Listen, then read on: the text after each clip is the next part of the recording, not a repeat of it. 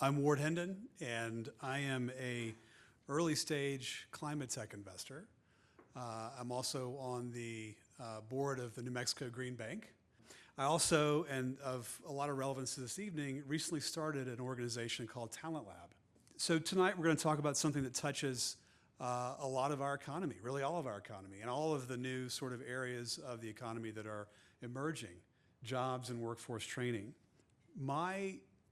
My thesis tonight is that New Mexico is reaching a new level of focus, alignment, and activity for entrepreneurial innovation, science, technology, and engineering. And it's really, I've been here for 5 years, and it's the first time I've seen real alignment from really the top down in the state. This is a graphic from the Economic Development Department that focuses on really the first three areas, the first three moving left to right: advanced computing, energy, space and defense. And then the second wave is biosciences, ag, water, and ecosystem tech. So we're really going to focus on advanced energy technologies tonight and how we can really develop the right kind of practices and programs to support workforce development.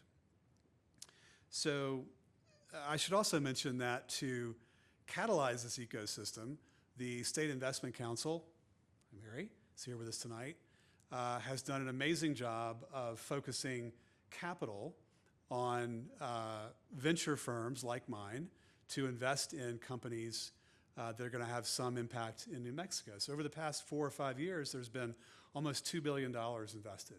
And we're beginning to see the returns of that. We've had one large company from Silicon Valley come and set up their innovation hub here, which is massively important for the ecosystem.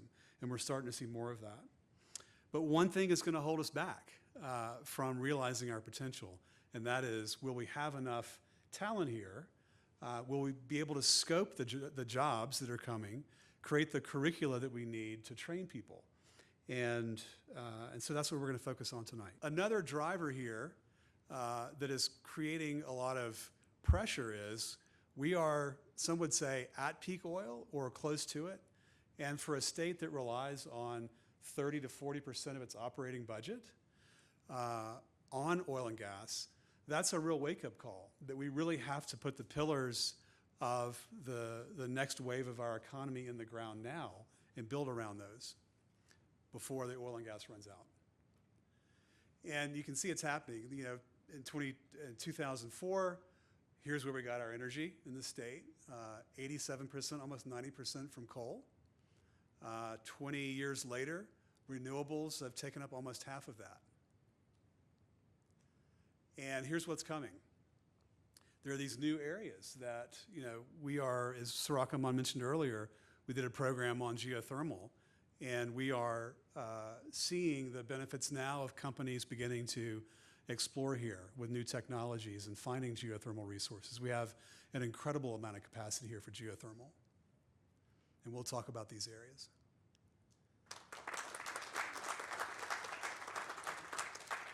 Thank you very much for having me and providing me this opportunity. My name's Tara Argo. I'm a citizen of the Comanche Nation. I'm based in Oklahoma.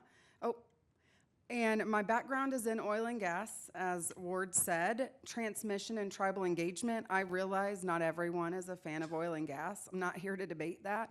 But what I am here to do is share my lessons and experiences that we've seen in Oklahoma as we think about and have this conversation tonight. I do believe there is wisdom and learning from past experiences as well as from past or other industries to kind of drive this conversation. And at the core of the work that I do, my goal is to bring people together and focus on a practical and positive solutions for the future. But before I get started, I kind of want to tell you a little bit about myself. I have a deep love for nature. I love to spend time outside, really enjoy people. I'm also a scout leader, so I do spend a lot of time. I heard you say Philmont. So I spend a lot of time in the outdoors with children, and that really helps me stay focused on training them for the future. And so it also connects me to something that's actually even deeper. These are my ancestors who came, obviously, generations before me. And something that's really important is my heritage really does shape how I see the world and how I approach the work that I do today. I feel a responsibility to those ancestors as well as those that will come after me. Our teachings always remind us that we're all connected. Tonight, I would like to share a few lessons and perspectives from my time in the oil and gas industry in Oklahoma, and I hope it's helpful as you guys prepare for your workforce future. To answer that question, I really want to share kind of a simple framework that kind of guides how I think about workforce, community, and long-term impact. It shows how the people, communities, as well as industry are all, connected in a full life cycle. Right there in the center are people, and that's from children all the way through elders, all impacted in different ways. The next area will be industry, and that shows different phases of development. Industry is a cycle and not just a single moment. And then lastly, you'll see kind of the broader community, and that's where those partnerships and institutions really come together to help turn activities into opportunities and understanding. And when everyone that is affected is engaged meaningfully in the beginning, outcomes tend to be stronger, and obviously trust is built. So I would say at the heart of all of this is interdependence, and this framework really shapes how I view my work in workforce development. One thing that I saw in Oklahoma that I think could be beneficial for the state of New Mexico is investing in education early. In Oklahoma, we focus on creating opportunities at every level, really to build understanding, but also to spark curiosity. It helps students, families, and communities really understand what's going on in their communities. And we all know that, well, some of us know that people won't pursue opportunities if they don't know that they exist. So I had a rural school reach out to me one time, and they said, they were looking for a classroom grant. They said, we'd really like to allow our students to do some hands-on science experiments, but they didn't have the funding, and they had only ever watched science experiments on YouTube. Obviously, I was mortified, and we immediately funded it, but the bottom line is oftentimes kids can't see themselves in those types of careers and opportunities if they don't have the hands-on experience. We built K through 12 curriculum in Oklahoma, which was all tied to local geology and geography. So everything in the learning is very relevant to those communities. We developed this with industry, but also with educators so that they would meet state academic standards. Our educators don't have time to teach things that are not important. Their plates are typically very full. And so we also would provide funding so that no out-of-pocket expense actually happened or came from the teachers or the schools. We would host teacher workshops across the state, send about 40,000 kids on field trips every school year, and then we also would send industry professionals into the classroom so that kids could meet real people doing real jobs, which is very important. We had a lot of youth leadership, which I talked to a young lady about tonight. And then scholarships at Oklahoma universities and tech centers. And at the core of something that I think is really, really critical is that we fear what we don't understand. Knowledge builds understanding, and understanding builds discernment. One thing that we really learned and that was very effective and that would spark curiosity and build understanding is all this hands-on activity. Students would explore fossils, they would dress up and learn about safety in the field, and then there was always a lot of interactive, hands-on classroom activities which made STEM really exciting in the classroom. These experiences really helped children connect learning to the real world that was going on around them. And then we made this, as I said, easier for teachers in the barrier and cost and creation of the materials. That bottom right picture was our warehouse, which is where we would house all of our curriculum and all of our supplies for teachers, which would be provided to them, obviously free of charge. The same hands-on approach really extended beyond the classroom too, into real-world settings. I've taken lots of teachers to drilling rigs. I've taken them to other facilities, as well as field trips, as I mentioned, and hands-on experiences that really made things real and tangible. It's really interesting. This picture right here are 3 drill bits. And I was driving in rural Oklahoma, and I saw this in somebody's yard, and I pulled over and I asked them if I could purchase this because the kids love hands-on things. And so I took these drill bits. I mean, they're very heavy. The one on the far left is very, very heavy, but the kids just thought this was wonderful, and it made sense, right? So that's all that real-world experience. And so it also helped them to understand how an industry powers our lives or the things in which we do. This right here is a photo of when we trained our 17,000th teacher in Oklahoma. And when I look at this, I really think about the impact and the scale of the kind of education that we've been doing probably for over 30 years now. And so hopefully some of this will make sense as you guys make those types of transitions and look toward the future. And early exposure and real world experiences naturally led into technical training. We did this really with 2 tech centers in the state of Oklahoma, and we did it was all industry-led. And so it was really important to be industry-led because we needed to know that the curriculum was what the workforce needed. And so most of it was focused on land, engineering, and geology, which is obviously relevant to oil and gas. And then I would say, too, that we would service a lot of times post-secondary students, working professionals, as well as people transitioning to new careers or looking for other opportunities.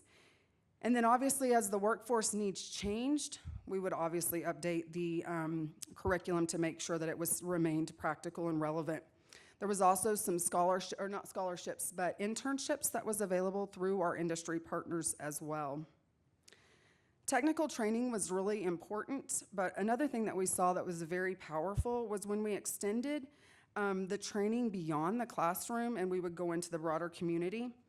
And industry partners really took every opportunity to show up and to engage with the community. And so in this picture, you'll see that we're standing by a cooker, and these guys were industry, and they would come out and cook for our teachers on a Saturday and answer questions and engage with them.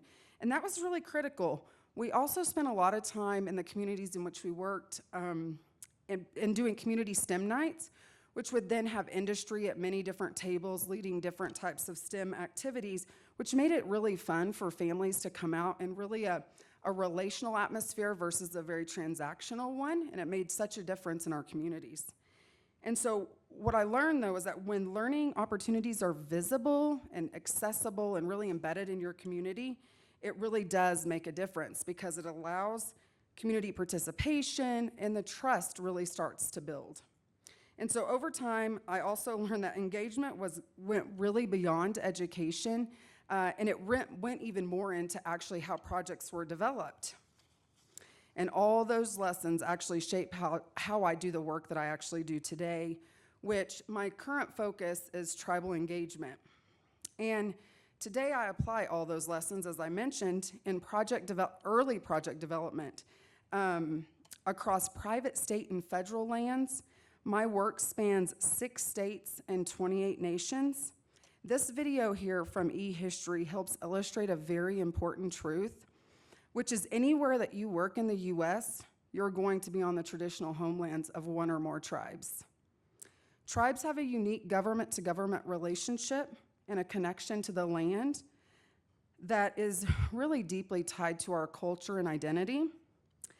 And when early engagement happens, it allows tribes to participate before decisions are made, and it allows them to do that before we actually just have to check a box, right, which is typically what happens. Tribes bring so much to a project, the knowledge of the land, the culture, things that are going on locally in those conditions, and it really does strengthen the outcome of projects. It also creates real workforce opportunities and contracting opportunities. The thing is, though, is that this work really does take time and capacity. Tribes are often under-resourced, so meaningful participation takes consistency, a lot of follow-through, and support. And some companies, which is the companies I choose to work with, engage with tribes early and outside of what they're required to do. This takes time, a commitment, resources, and only works when there is a genuine willingness to invest in the relationship. Based on the work I'm doing, though, I know that this approach works, and I've seen it. And when that investment is made, projects are stronger and relationships are more durable. The connection to land is one reason early engagement matters so much. This map shows the traditional homelands of the Comanche. Many of the projects that I work on today are on our ancestral lands. We're currently located in Oklahoma, but that's obviously not where we always came from. And even if tribes are not physically located there today, those places still hold a tremendous meaning to us and a responsibility. This is one example right here of how tribal engagement early can work. These are tribal cultural specialists in the field, and they basically work directly in the field on these projects, helping companies understand where cultural resources are, as well as sensitive areas, so that they can help guide a project and avoid impacting anything culturally and reducing risk for the company. At the same time, these are huge and meaningful opportunities for our nations.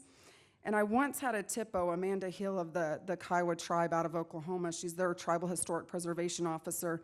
She shared something with me that has really stuck with me ever since, that this work allows our people to sometimes go back and revisit lands that we haven't seen in generations. And that allows us to go back and reconnect with that in our history and our culture.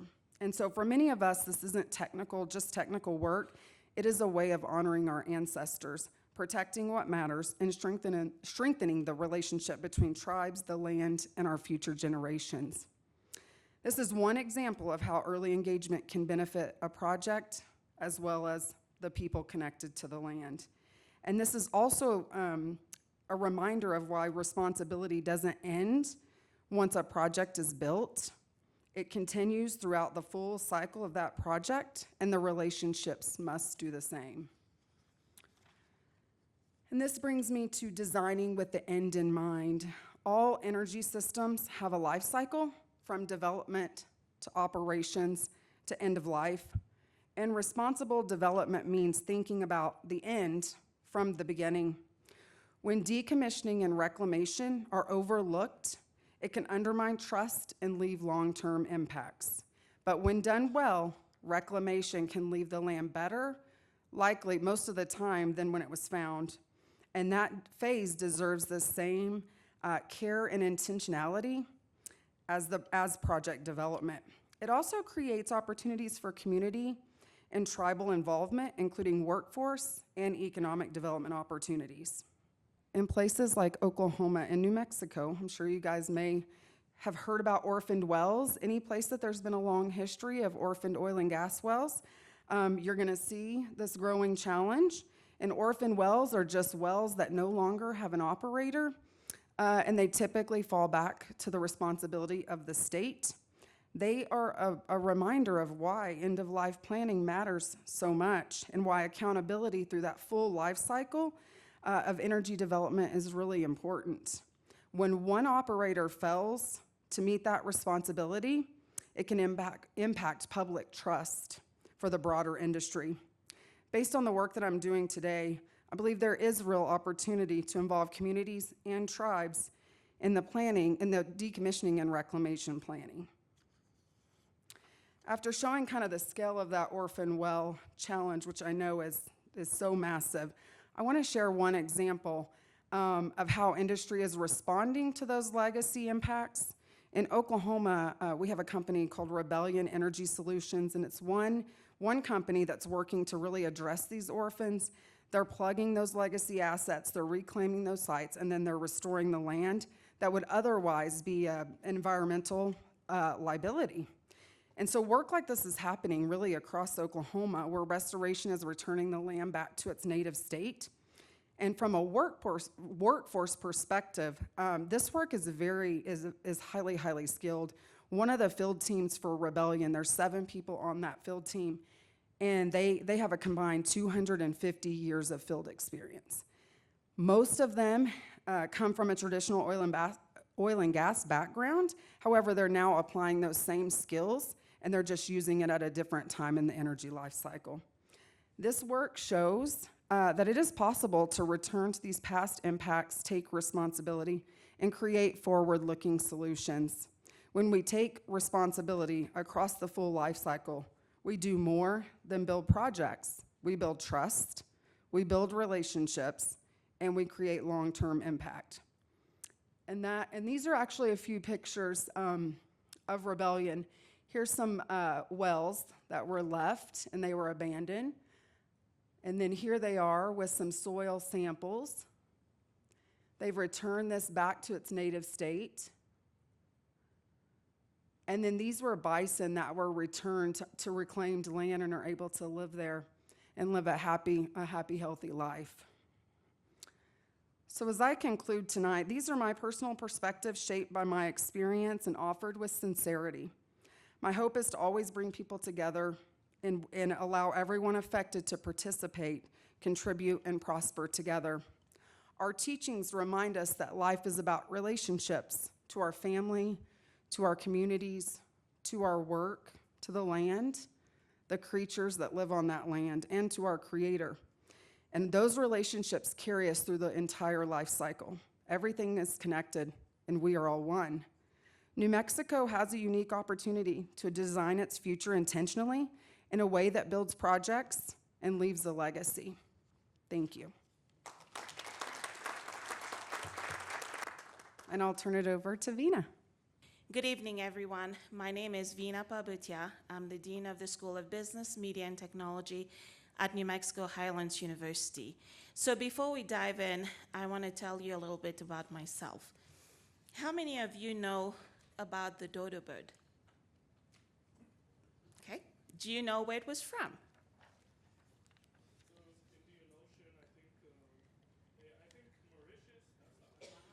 Yes. So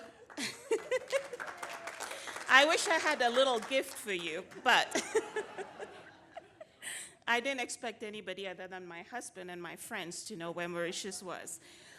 So that is where I'm from. I'm from a small island off the coast of Madagascar. It is about 720 square miles and has a population of 1.26 million. So because of its size and its remoteness, it is very prone to climate change. So very early on, the Mauritian government decided to invest in sustainability. So anywhere you drive in the country, you will find solar panels on buildings. That could be houses or even businesses. Single-use plastic were banned since 2020. And tourism is a huge pillar of our economy, and there's even a push for sustainable tourism. So how does this all tie to what I have to talk to you today? So in 2000, I moved to the US, and then in 2007 to New Mexico. I call it my journey from paradise to the desert. So I come from a really heightened consciousness about sustainability, and that's what I'm bringing to New Mexico and also education to in New Mexico. Mauritius is only 1% of the landmass of New Mexico. So the Mauritian government changed a challenge into opportunity, and if you think about all the challenges that we have in New Mexico, we have huge opportunities too. So as Ward mentioned earlier, New Mexico has a very ambitious goal of moving from oil and gas and going into these renewable energy sources. So looking at this, the challenge for me, the million-dollar question is, as educators, how do we prepare the workforce for jobs that don't even exist today? So we have these fast emerging industries that Ward talked about, but unfortunately, our curriculum is lagging. So next, I'm going to talk to you about a framework that I've used in the past that works really well for career readiness. So the first step is cross-sector alignment. This is where we need to bring educators, private companies, government agencies, entrepreneurs to the table to find out what are those skill gaps, what does the future workforce look like. So once we have that, then we can design future-aligned curriculum. So this has to be modular and also nimble, because we need to be able to change these modules as the industry moves forward. Next, we need to think about career pathways. So instead of designing curriculum in silos within each educational level, we need to think about an ecosystem where we're collaboratively creating curriculum so that there's smooth transition from K through 12 to a 2-year institution to then a 4-year institution. Next, we also need to think about, like Tara said, with the move from the oil and gas industry, there will be workforce that is going to become obsolete. So how do we upskill these individuals so that they can contribute to this new industry? Next, employer-led training. Again, that's something Tara touched on. Early on, we have to give these students a taste of what it would be like to have a career in these emerging industries. So employer-led challenges or internships have to be pushed, we need to focus on it. And finally, hometown hires. Again, Ward mentioned that we want to make sure that New Mexico talent stays in New Mexico. So whether it is a local employer or somebody who's coming from out of state, they have to commit to hiring these individuals from their hometowns, because research has shown that the retention also is higher when these people are working within their own communities. So all these components together will help create talent readiness. And next, I'm going to talk about a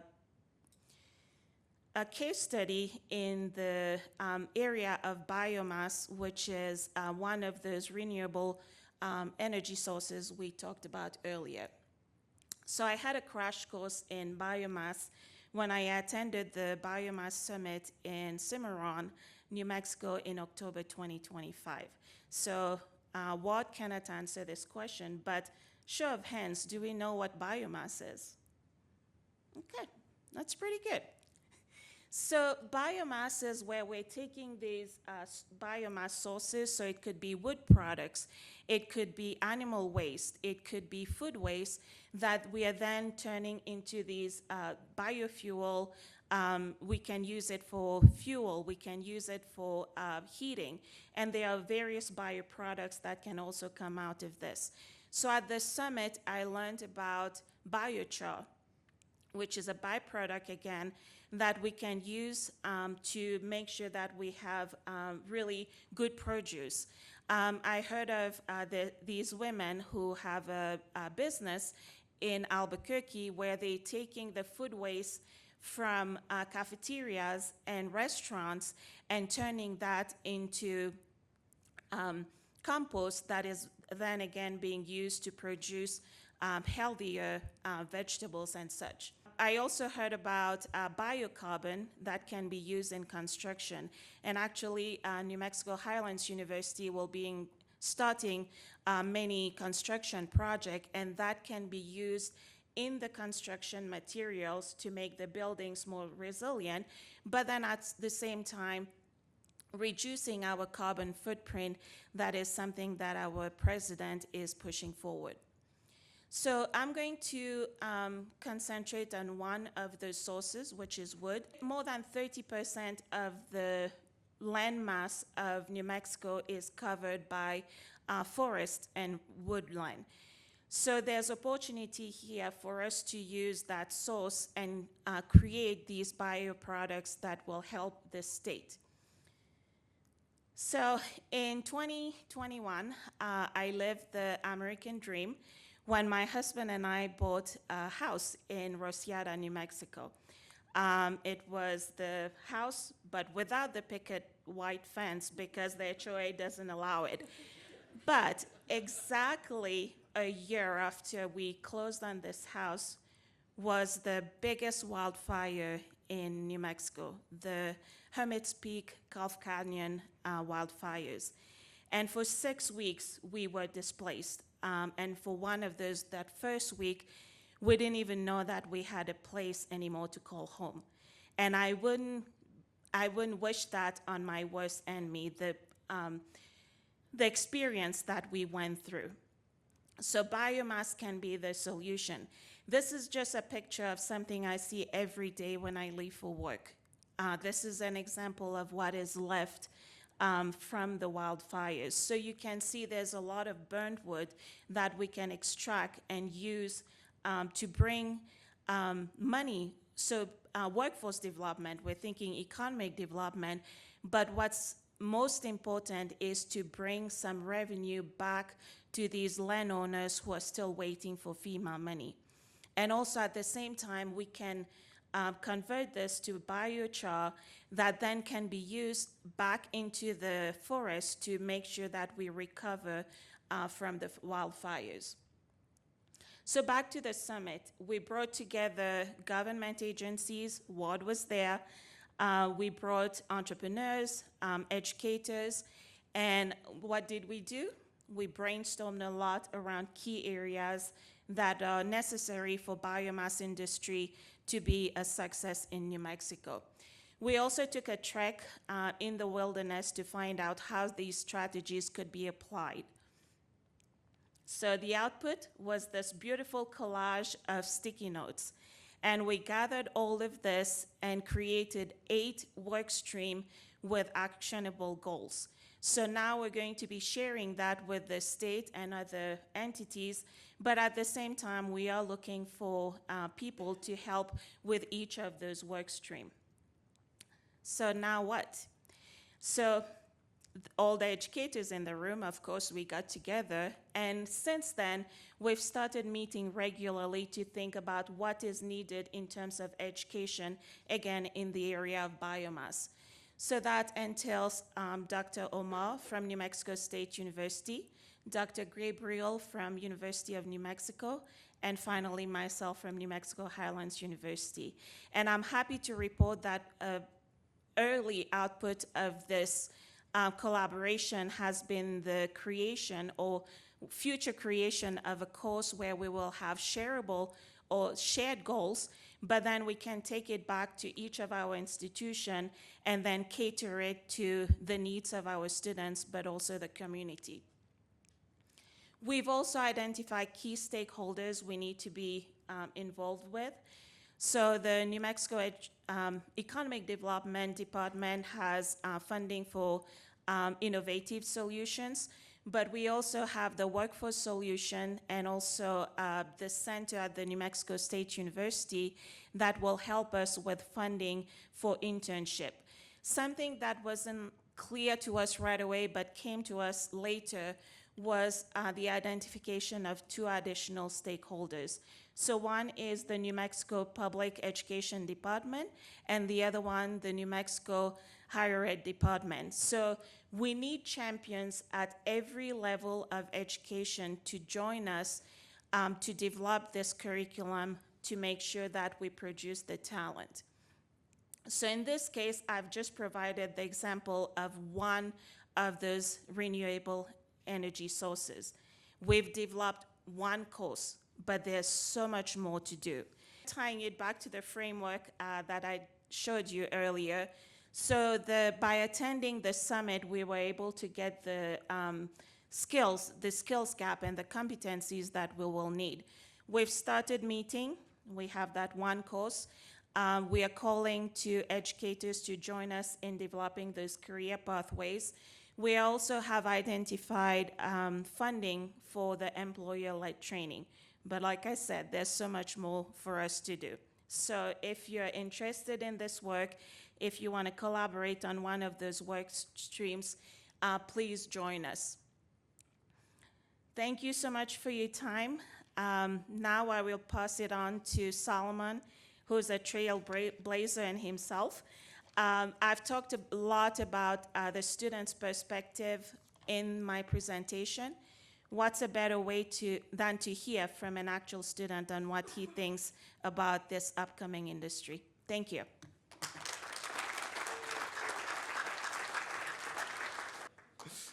Hey everyone, my name is Solomon Gabara. I'm a senior at UNM studying business administration, concentrating in entrepreneurship. I've been invited here tonight by Ward Hendon, one of my mentors, to share with you guys how I've opened doors to many opportunities in my life as I've been going through the motions. I'm really grateful to share my perspective as a student, and I'm here to represent what my peers and I are experiencing as we try to move from education into real-world opportunities. I'm the firstborn to 2 Nigerian political refugees who came to the US, and that's me sitting next to my dad. Life was not easy for our family. Like many newly arrived refugees, our family relied a lot on the kindness of other people. There was no consistent government support, and it was simply people helping people. My dad attended college in Iowa with partial scholarships from an organization that supported Nigerian asylum seekers. And my mom did not have the same opportunity. As our family grew, so did our financial stress. Housing insecurity was constant. We moved a lot before landing in New Mexico. When I was 18, my father was out of the picture, and my mother asked me to step in to provide for our family. I was working 2 jobs. I was driving all of my siblings to school and my mom to work while being a freshman in college. I nearly cracked under the pressure, and I almost lost my scholarship because I fell behind in one of my classes. But I didn't know that I was about to get an opportunity that was going to change my life. Ironically, or unfortunately, as my personal financial crisis was unfolding before my eyes, I became the executive director for the CFC, Center for Financial Capability. I was trained as a financial educator. I worked directly with students through one-on-one consultations.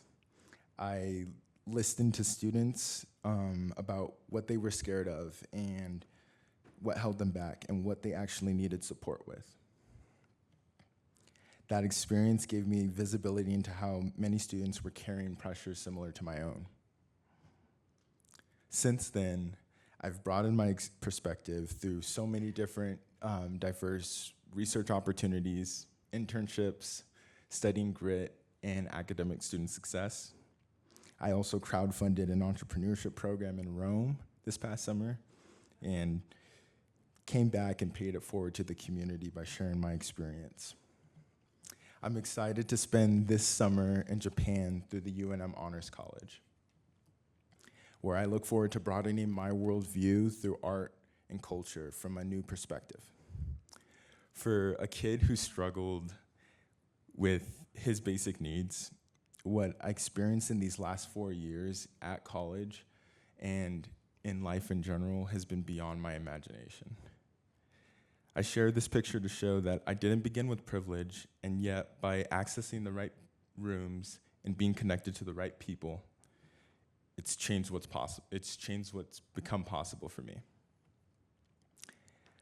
And I want to share my learnings with my peers by offering them a roadmap to their own success.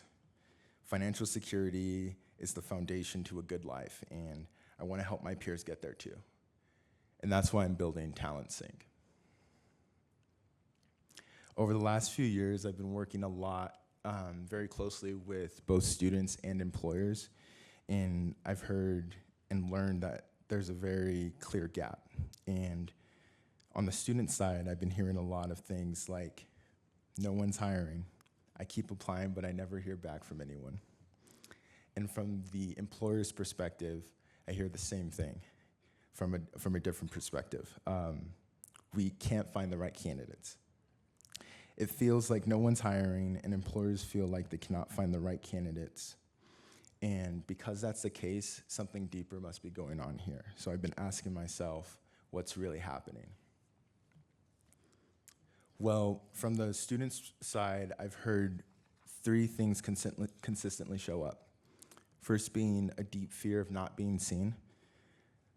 And this has existed long before AI, but today it feels worse. Applications are filtered by software. Students are applying for applications by software. And it often enough, students feel like there's no human on the other side of it all. Secondly, students don't know which doors matter, and they don't know what paths actually lead to opportunities, or even how to even begin to open the right doors. Third, lack of confidence in terms of how to show up. Many students don't know how to network. They don't know how to enter rooms, start certain conversations without feeling like they're bothering the person that they're talking to. And from the employer's side, I've heard a lot of different frustrations, as I mentioned before. One of them being employers want more qualified candidates. They want candidates who are ready to show up, they communicate clearly, and they adapt quickly to the environment that they're in. They want to reduce the time it takes from going to hiring someone to that person being productive. Training can be expensive, time-consuming, and often risky if there is uncertainty about a particular fit. And after investing all of that time and effort, employers value one thing above all else: retention. Will this person stay long-term?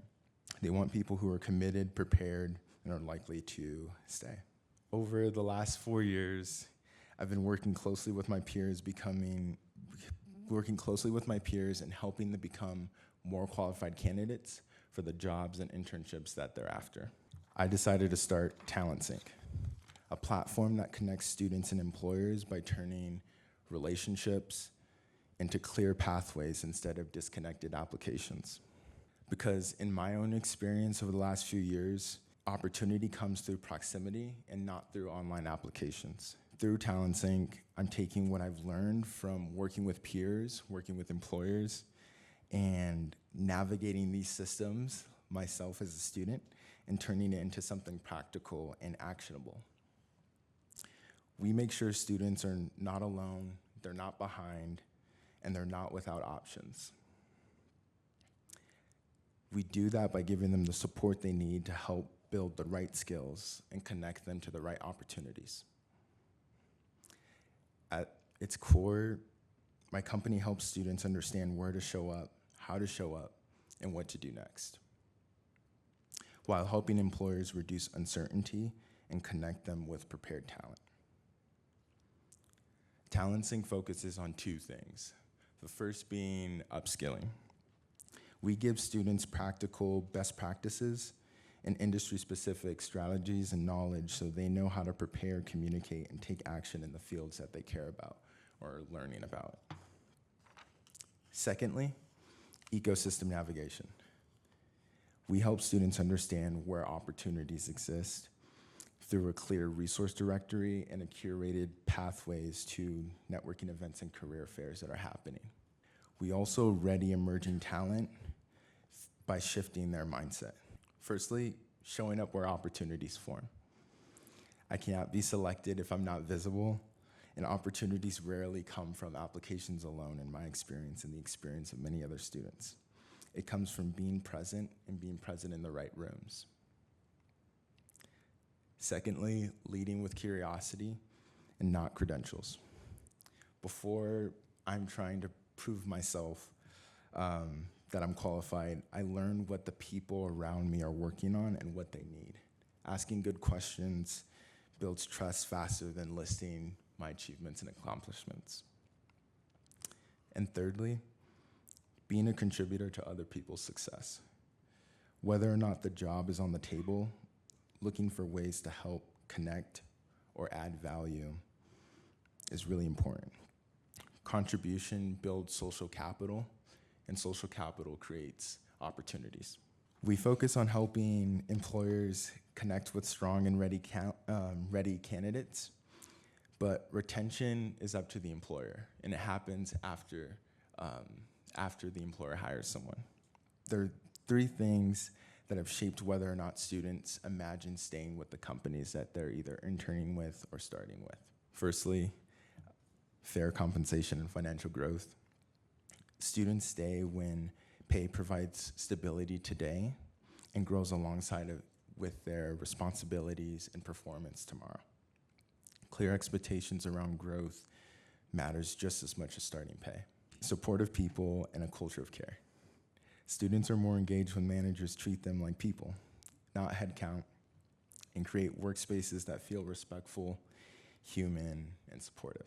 Lastly, stability and a visible future. Students want to know that they can trust an organization's direction and can clearly see how their role is going to grow over time. What I want students across the state of New Mexico to know is this. There's a real ecosystem here, and it's far more supportive than it looks from the outside. No single person owns it, and it works because people contribute, the people in this room. Invite others in and help move the needle forward. I know there are dozens of students who could be sitting in the same position that I'm in right now today if they simply knew that these rooms existed and felt confident and comfortable to show up. And for those of you who are in the room, who have made it, my ask to you is to help increase access to the room so we can become strong contributors to the world that we want to build, a vibrant and thriving world. Invite the next student, make the introduction, because in New Mexico, opportunities travels through relationships. And we are often only one connection away from where we want to be. Thank you.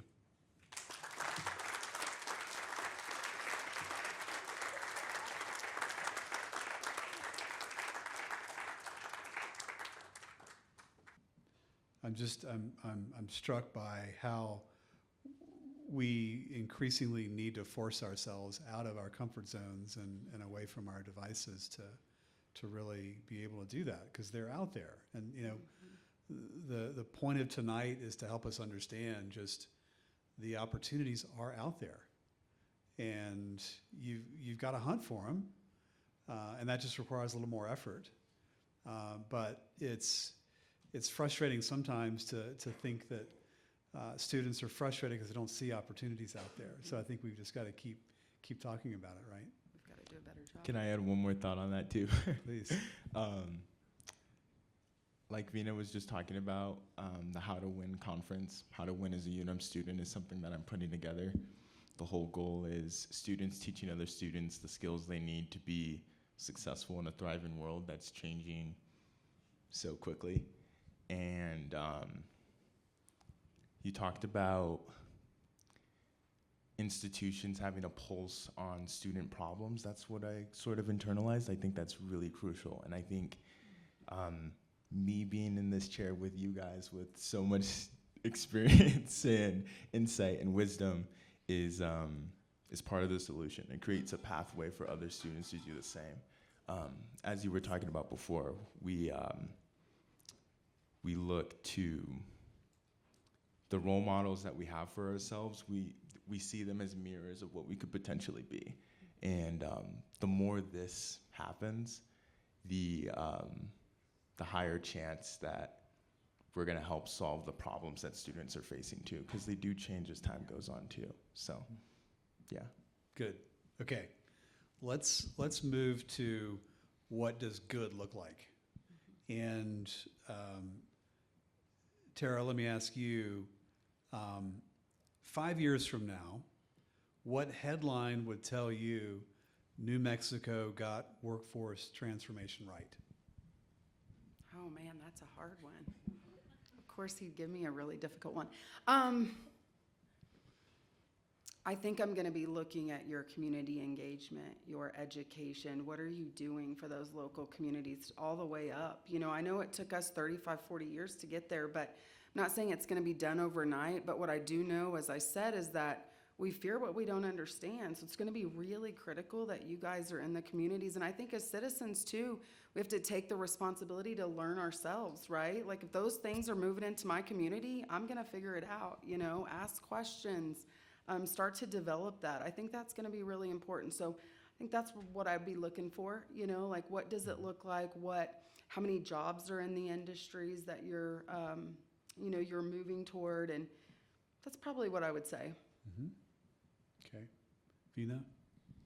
So I think New Mexico has a huge opportunity to showcase what it would look like if industry, educators, and government agencies came together. You know, just like the biomass example that I provided, where we're working hand in hand with these companies to create jobs, and then also along the way to educate the kids, because you know it doesn't make sense for educational institution to be teaching curriculum that doesn't have any impact to students getting jobs.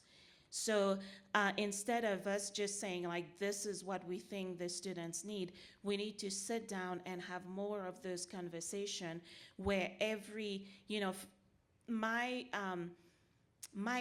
dream in New Mexico would be, you know, catching that student where they're in middle school or high school, and for them to know what they want to do and start working on those, you know, internships and so on. So by the time that they graduate in 4 years, they already have foot in the door. It's not then that they're going to go, oh my God, what am I going to do now? Like, I can't find a job. So that would be, for me, in 5 years, the how we could showcase what we're doing in New Mexico is how industry and educational institution and government agencies work together for workforce development. Solomon, do you have an answer? It's okay if you don't, because I've got an answer. I'm going to answer my own question in a second. My thoughts are the story that was coming to my mind as you were talking was this past summer I got an amazing opportunity to go abroad in Rome. And I put this incredible crowdfunding campaign together to raise the money required to participate. It took me about 2.5 weeks to raise all of the money that I needed to go. It was a little over $5,000. And it reminded me of the cohesion required in the community to make beautiful things happen like that. And success for me in the next 5 years would be 10x more students that are in this room are here. And thank you. And I think about like the How to Win conference that I'm putting together. I'm working with nearly 20 students. I would say they are probably the most talented and skilled people that I know in my network, and they're gonna go out and do beautiful things both in New Mexico and abroad. And I think about the impact of something like that if there was 20, 30, 40 students that were connected and were on the same page about how do we help others level up. And yeah, those are my thoughts. I would say that. Good. Yeah. I think if I had to answer that question, what, 5 years from now, what headline would tell me we've got it right? I would not be in conversations with companies we're investing in and trying to convince to come to New Mexico that they're going to have real challenges finding staff, whether it's mid-level executives or people on the ground, wherever it is. There's that always, that's one of the first thing that comes up is, well, how am I going to scale my company in New Mexico? So for me, just it's all about case studies and examples, and well, this company's able to do it, and the state's leaning in with great programs to attract talented workers. So it's having fewer and fewer of those conversations. Let's talk about AI. And as I said earlier when I was opening this, I've got so many more questions about the impact of AI than answers, but we've got to talk about it and really incorporate it in whatever workforce development programming and efforts we make here.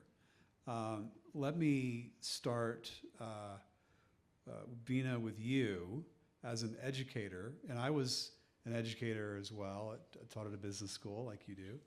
Do you view it as a threat or a lever? It is a lever. You know, there's all this fear about AI taking over, that, you know, we're not going to have jobs. I think there are very fundamental tasks, you know, like taking a set of data and looking at what the data says. That can be something AI can do easily. But the context behind it, AI will never get. You know, the soft skills, like you can't teach that to AI. So to me, it is a lever because it will automate those mundane tasks that we find maybe not so enjoyable, and give us the information we need then to turn it into knowledge, and then you know, use that to our own benefit. And there is a little bit of tension here, because what Solomon was talking about earlier with this kind of disconnect between employers and applicants, employers are going to use AI to sift applicants. That's just going to happen. So how do we bring more humanity into that process? And I think you answered that question, Solomon, by saying you actually have to be where, or skate where the puck is going, and actually be there. You can't sit at home and just apply online for a bunch of jobs, right? How do you feel about the AI question? Threat, lever, something in between? I think it's in between for sure. I know a lot of engineering students / rising software engineers are a little fearful about finding jobs and opportunities right now. And the market is hard for that. But I think as I've been just studying other technological advances that have happened over the last few years, like the one that was appearing in my life was like social media, and how much it's changed over the last 10 years. Now I would define it as interest media. It sends you content that you're interested in rather than actually socializing and connecting with the folks on those platforms. And I think the frame that's coming to my mind is just always be learning. It's really easy to get stuck in a sort of doomsday sort of scenario about what's gonna happen, and I sometimes think about that too, but I'm always thinking about how can I learn as much as I possibly can about the technology, and how can I have more conversations with other people about what's happening. Because I think in my experience, I've stayed up to date on some of the things that have happened, both in my community, both in the internships and jobs that I've landed over the last few years, by the conversations that I was having with people in my network, professionals in the industry, et cetera. So, yeah. Back to Vina for a second. Being business school teachers, I've always wondered what's going to happen to literature and the classics and philosophy. And how do you incorporate, or do you think about incorporating those subjects as you prepare a student for a future workforce that might not value those subjects as much? I have the right faculty in the room who can talk for hours about this if you want. No. So, it is kind of an area of concern because, recently there was an actual song that was, written by AI and sung by AI. So, there is, we need to think about how we're going to still keep those classics, still share that with the new generation. I'm on the board of the Georgia O'Keeffe Museum. How do we get somebody into the room and to actually experience the art instead of just, an AI generated tool? So, that is something that is challenging and we'll need to think about. I don't have the answer right now. Well, that's a question that I wasn't ready for, just saying. Sorry for going off script. Yeah. Ward, I want to say something too that Solomon and I absolutely agree that I think that when we look at AI, that we need to use it as like a challenge to ourselves. Like that just allows us to upskill, right? Like we have to take that challenge though. It can't ever take our relationships away. And I think that's critical to know to get in those rooms. But I do think too, it allows us just to continue learning. I feel the same way. That's why I would always immerse myself in anything that I can to learn more, because that's what sets us apart, you know? So I think that's going to be really critical. Yeah. I have another thought on that. Someone was talking to me about how in today's world we drive cars and stuff everywhere, and we use like carts and stuff to lift the things that we need to lift. And now gyms exist. You go to the gym to push yourself and strengthen your muscles so you can have that long term. I think the same thing or adjacently applies to AI in the way where I think there will be places that are marketed towards particular skill sets that can be automated by AI, but you go to that space to get really good at that industry or technique, skill set, etc. Like I think some of those spaces will exist, but it'll be different in some way, shape, or form. But yeah, that was something that came to mind as you were talking too. Good. Yeah. Tara, let me go back to you. A lot of your comments earlier were industry focused. What has Oklahoma done from a governmental standpoint to do a relatively good job with workforce development in conjunction with industry perhaps? So they developed a lot of, I mean, the tech centers are all, they're all local to the state, so they're funded that way.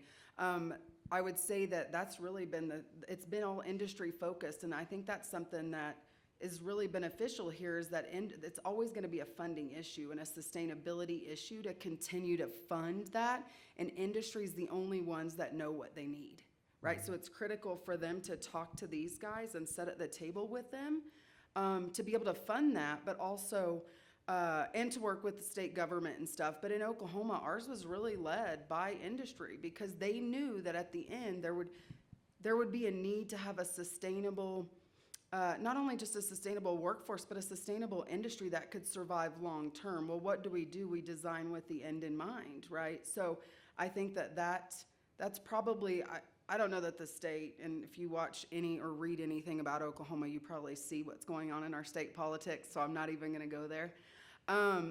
But I think that it's more industry in my opinion, and where I've seen the most success, because if not, then it comes down to a funding issue. I have a case study to provide in this area. So somebody from the state approached us first about the need for more supply chain management professionals in the state. And that was followed through with people from Los Alamos National Lab. So, they came to us and say, we need more of these professionals. And we, over the last 3-4 years, we've been receiving a steady stream of funding from the lab to help us, one, hire a consultant, because we didn't have anybody on staff to help us with this endeavor. So they provide us funding to hire a consultant, develop the curriculum. We pushed it through all the levels of approvals. Then we hired a faculty member who's right now still is being funded partly by the lab, so kind of giving us that sustainability until we're able to be profitable and we can take on the entire thing. I mean, already, like right now, we're developing further curriculum for an MSc in supply chain management, and also with additional funding coming from the lab to hire a second faculty in supply chain management. So what you're saying, it does exist and probably will need more of it in these emerging industries. Is there a disconnect in what students are asking for versus what industry is asking for? So the cool thing is we involved the lab in developing the curriculum. So made sure that whenever a student is graduating from Highlands, they actually have those skill sets to then get a job at the lab. And at the same time, they really invested in these pipelines from these rural communities in New Mexico, because again, retention is higher. You know, right now I have one student who's been pursuing a career at Los Alamos National Lab. He lives in Las Vegas, is a role model for his younger siblings, you know, just like you said, driving them to school, you know, helping with the family, but he has a career at the lab. Through that program, through that pipeline, they also get an MBA program through New Mexico State, and he just graduated. So there are these success stories, and we need to feature them to see, hey, we're already doing it, but let's do more of it. Yeah, great. You know, just thinking about our biomass summit and the joining of it's a real public-private partnership that we're rolling out there and trying to activate this ecosystem statewide where there are very few logging companies left. There are very few sawmills left. And that's a problem when you're trying to mitigate wildfire risk. Who's going to go out there and cut trees and run a skidder and do all the stuff you've got to do to create healthy forests? It's a meaty challenge. But I love the fact that it's this real joining of public-private entities. Yeah, and then also we, as the four-year institution, we you know, it's more the theory-based with internship and such, but we also need to involve the trade schools because they will be the ones training. I mean, again, little plug for New Mexico Highlands University.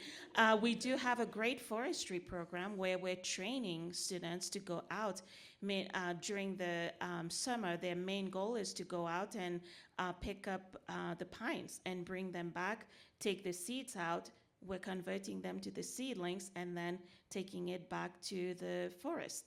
So in addition to teaching the theory, we also need the help of the trade schools who are actually going to produce, for lack of a better term, but those people who will be in the forest picking up the dead branches and such. Yeah. Yeah, and I could go off on a whole tangent with China and how much they have invested in trade schools and vocational training. The data is pretty staggering, but I can't do that. I've got to wrap up. Okay, last question. Solomon, you get to change one thing that's got to show results in 24 months to make our workforce more robust. What is it? This is your magic wand question.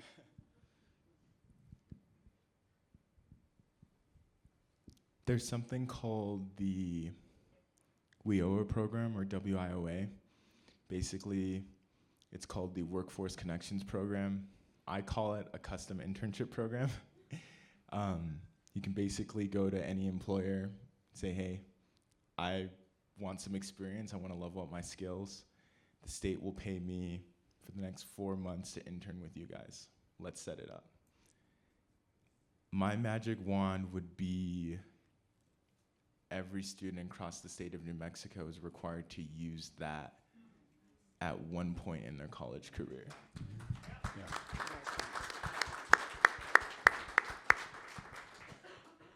Okay, rapid fire. Vina? Ditto. Thank you for following instructions.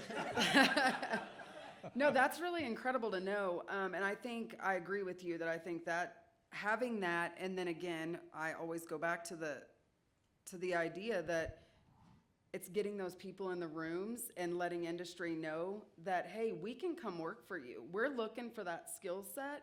Will you let us come in and they're going to fund that, right? So it's like helping bridge that gap. So that's what I would like to see. I think those coming together and making that collaborative, because I tell people often, sit at the table with people that are not like you. That's the only way to ever learn. I mean, there's a lot of times I'm in a lot of uncomfortable positions, but I'm still gonna do it in a respectful way. And I think that those types of collaborative efforts are really great for your future.